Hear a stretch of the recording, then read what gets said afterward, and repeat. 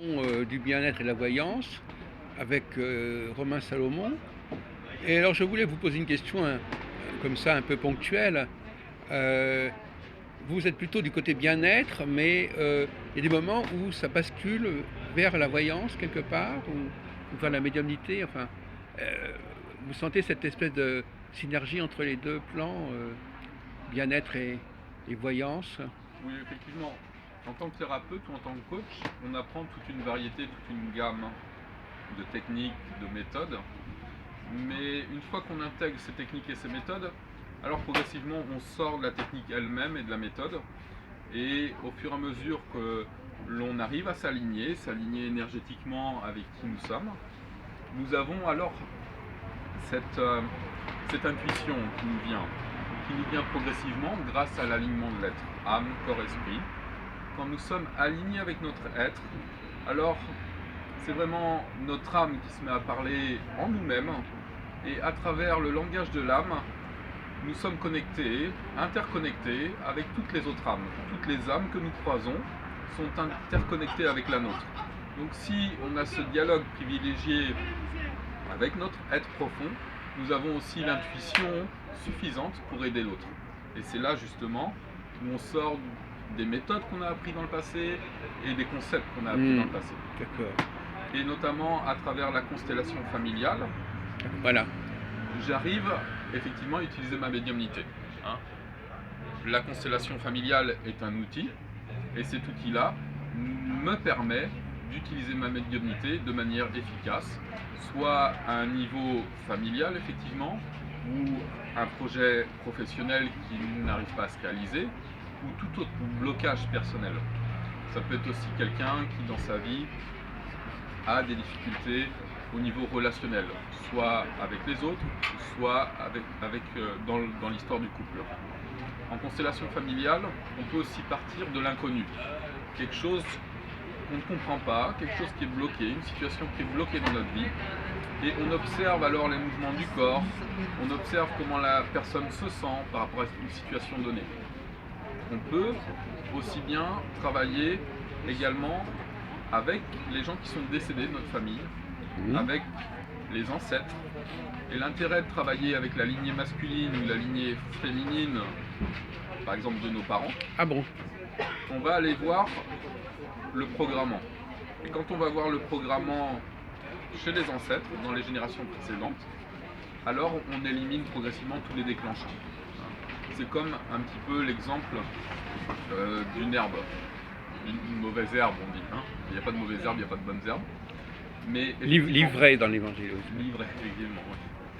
Ouais. Et effectivement, si on coupe cette herbe, elle va avoir une tendance à repousser. Elle va repousser encore avec plus de force. Donc quand on se concentre sur les déclenchants dans notre vie, on accentue en permanence les déclenchants, parce qu'on se focalise sur la négativité d'une problématique ou d'un complexe qui est beaucoup plus ancien. Si cette herbe-là, à l'image toujours de cette herbe-là, j'arrache la racine de l'herbe, elle ne va plus repousser. Et c'est pour ça l'intérêt d'aller voir vraiment le programmant chez les ancêtres. Vous avez un vocabulaire, donc le programmant, c'est pas un terme qu'on comprend immédiatement. Non. Effectivement, le programmant veut dire la personne qui est le point d'un déclenchement, d'un complexe qui se répète de génération en génération dans le système familial. D'accord. Et bien souvent, on voit, peut-être ça peut être une maladie ou ça peut être un comportement qui se répète de génération en génération. Et parfois même on va dire ah mais il ressemble exactement à son père, il est exactement comme son père, ou elle est exactement comme sa mère, et ceci et cela. Effectivement, souvent il y a ces choses qui se répètent de génération en génération, et il faut à un moment donné le comprendre, le résoudre émotionnellement, redonner à l'autre ce qui lui appartient, donc recréer un équilibre, parce que souvent on croit bon porter pour l'autre un système culpabilisateur par exemple, et on se sent responsable. Et inconsciemment, énergétiquement, on porte toutes ces casseroles-là, tous ces bagages-là, et on les du transmet système aussi. familial. Et on les transmet aussi. Et effectivement, quand on va travailler sur ce fameux programmant, on aide aussi les générations futures, les enfants de Eh oui, nos enfants, oui. à ne plus avoir ce système de répétition. Donc c'est vraiment à ce niveau-là que peuvent travailler de manière efficace les constellations familiales. Et c'est donc ce qu'on peut appeler la déprogrammation des mémoires cellulaires. Enfin, c'est une notion de déprogrammation. Bien sûr. Alors vous dites qu'on peut interroger soit la lignée maternelle, soit la lignée paternelle. Effectivement. C'est un choix qu'on peut faire. Oui, oui. On va, bien souvent, on commence avec la triangulaire, père, mère, enfant, Oui, hein, donc nous-mêmes et nos parents. Et à partir de cette triangulaire, on va voir bien souvent la problématique chez la mère ou chez le père. oui. Parce que si cette personne-là n'a pas fait un réel développement personnel pour elle-même, les parents, eh bien, ils vont avoir une tendance à répéter ce qu'ils ont connu dans leur éducation et nous formater de la même manière que ce qu'ils ont connu. Si à un moment donné, ils ne se posent pas la bonne question, est-ce qu'il y a une autre manière de transmettre quelque chose à mes enfants?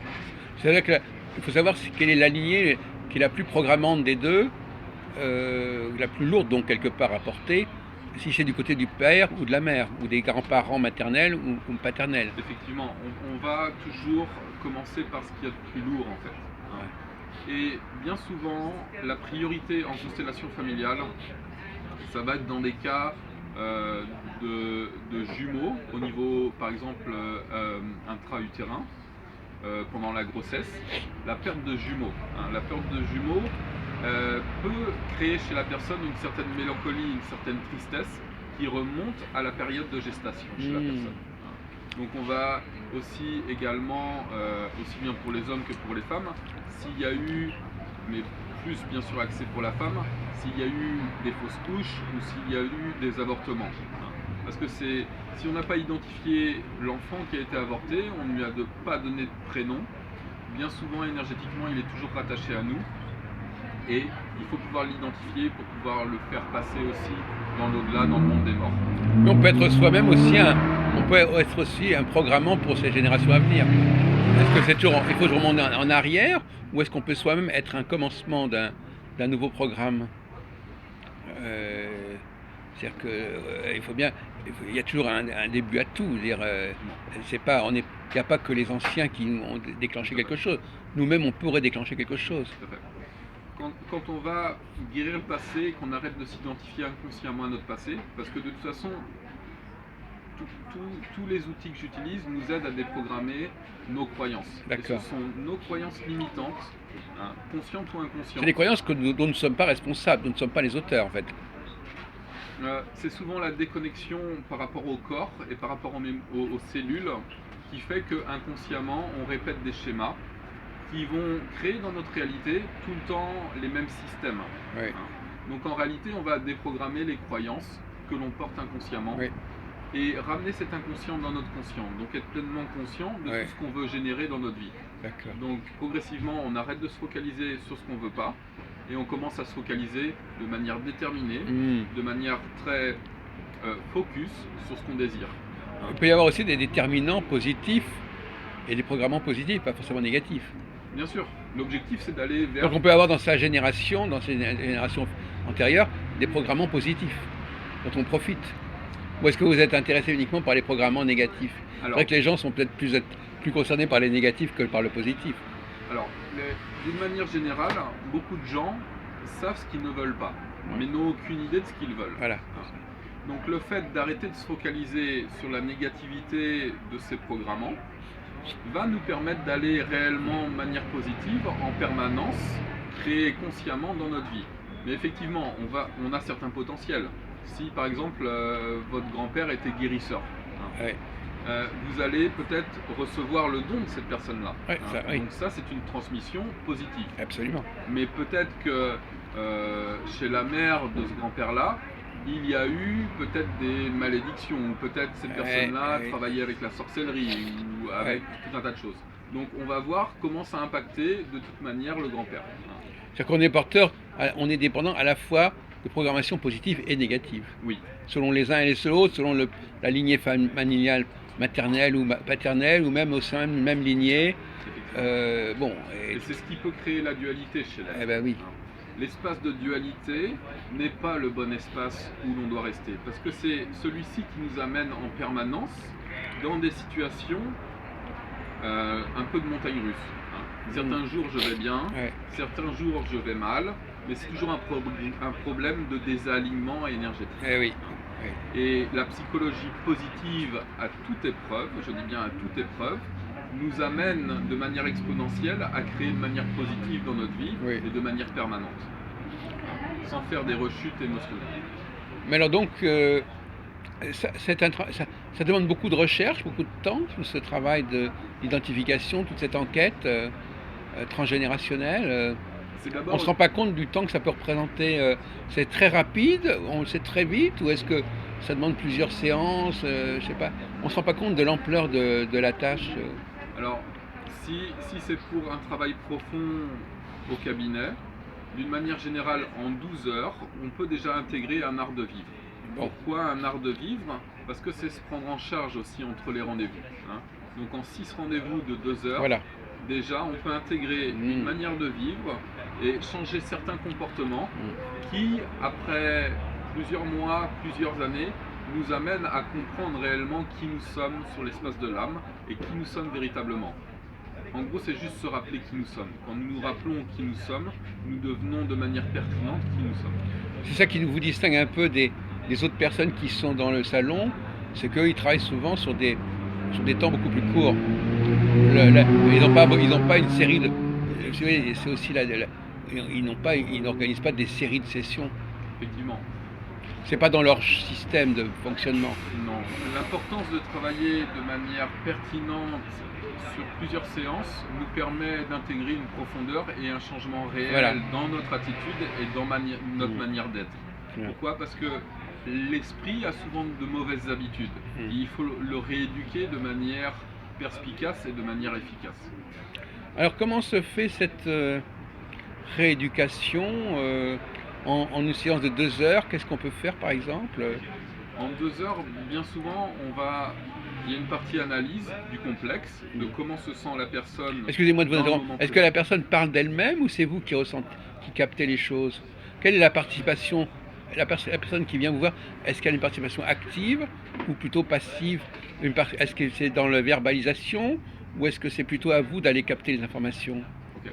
Bien souvent, je suis à l'écoute des mots qu'utilise la personne. Ouais. Les mots interprètent exactement le système de pensée.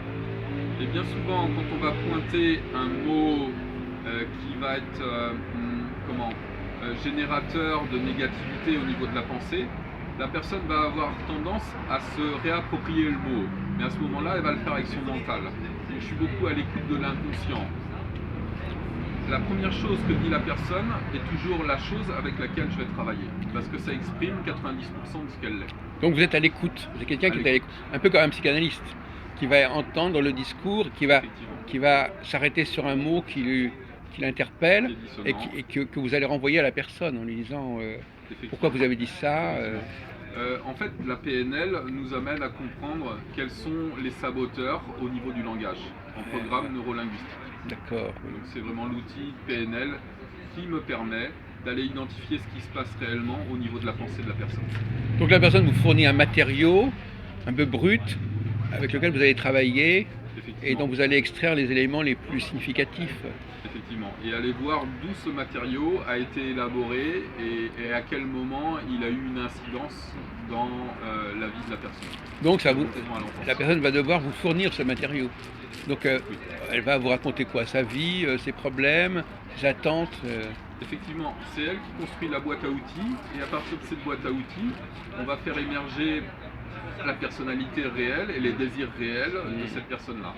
Donc elle va arrêter de s'identifier à l'extérieur, aux autres, à un concept ou à une société. Alors si vous voulez, de ce point de vue-là, est-ce que à votre avis les femmes qui viennent vous consulter n'ont pas plus de facilité à s'exprimer, à parler, à raconter que les hommes? On ne peut pas généraliser. Il y a certaines femmes qui vont être assez masculines, donc qui ont beaucoup de résistance à exprimer leurs émotions, malgré que le fait de pouvoir exprimer nos émotions est très féminin et fait partie du féminin de la personne, que ce soit un homme ou une femme. Mais par exemple, beaucoup de femmes ont cette croyance-là que si elles expriment leurs émotions, elles ont peur que l'autre va la manipuler à cause de l'expression de ces émotions-là. Donc c'est une peur qui peut être intrinsèque, et cette femme-là, par exemple, va croiser des hommes qui vont effectivement leur renvoyer ce modèle et les manipuler parce qu'elles ont la croyance que si elles expriment leurs émotions, l'autre en face va les manipuler. Tout à l'heure, j'étais à une conférence sur le tarot dans ce salon, et le tarologue disait il ne voulait pas que la personne qui vient le consulter parle, parce que ça risquait de l'indiquer. Parce que le tarologue, il est censé dire des choses. Alors si on lui souffle la réponse, ça va pas, quoi. Il faut pas qu'il se laisse influencer. Il disait lui-même, il faut pas que je me laisse influencer par la personne qui vient me voir. Or vous, ça n'est pas comme ça que vous voyez les choses, parce que il faut quand même que vous teniez compte de ce qui vous est dit, même si vous faites un filtrage. Effectivement. L'important, c'est de ne pas laisser la personne dans les excuses. Parce que l'excuse, on peut trouver des milliers d'excuses pour ne pas aller toucher notre profondeur et notre être. Et c'est balayer les excuses du mental pour pouvoir toucher la profondeur des désirs de l'être.